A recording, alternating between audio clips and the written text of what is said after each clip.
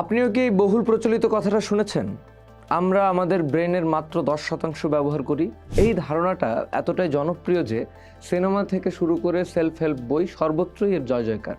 কিন্তু সত্যিটা হলো এই ধারণাটা সম্পূর্ণ ভুল এবং আধুনিক নিউরোসায়েন্স বা স্নায়ুবিজ্ঞান এটিকে বহু আগেই বাতিল করে দিয়েছে।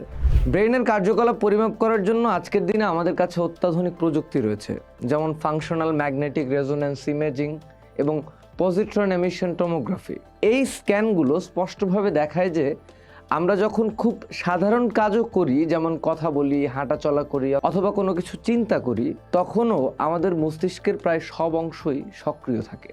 এমনকি ঘুমের সময়ও ব্রেন নিষ্ক্রিয় থাকে না, বরং স্মৃতি গোছানো এবং শরীরকে সচল রাখার মতো গুরুত্বপূর্ণ কাজ করে। যদি আমরা সত্যিই মাত্র 10% ব্রেইন ব্যবহার করতাম, তাহলে মস্তিষ্কের যে কোনো অংশে সামান্য আঘাতেই মারাত্মক কোনো প্রভাব পড়ার কথা নয়, কারণ বাকি 90% তো এমনিতেই আনইউজড থাকে। কিন্তু বাস্তবতা ঠিক তার উল্টো। মস্তিষ্কের খুব ছোট একটি অংশে আঘাত লাগলেও তা আমাদের শারীরিক বা মানসিক কার্যক্ষমতার উপর সুদূর প্রসারী প্রভাব ফেলতে পারে। আমাদের ব্রেইনের প্রতিটি অংশের নির্দিষ্ট কাজ রয়েছে, যেমন ফ্রন্টাল লোব আমাদের যুক্তিবোধ, পরিকল্পনা এবং সিদ্ধান্ত নেওয়ার ক্ষমতা যোগায়। টেম্পোরাল লোব স্মৃতি এবং ভাষা বোঝার ক্ষেত্রে সাহায্য করে।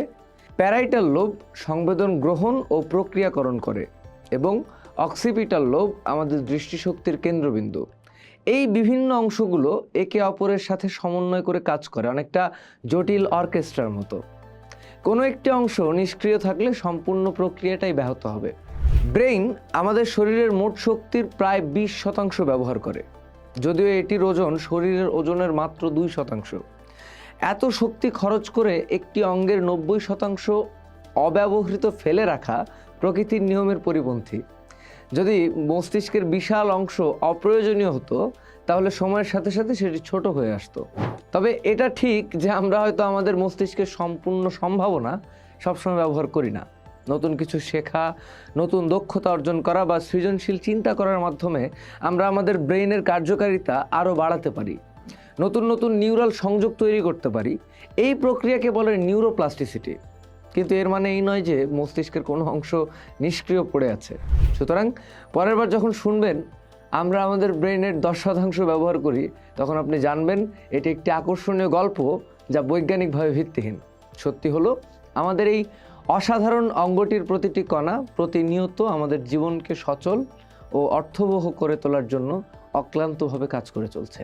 পোস্ট দেখুন, ভাবুন, করুন, থাকুন পোস্টের সাথেই।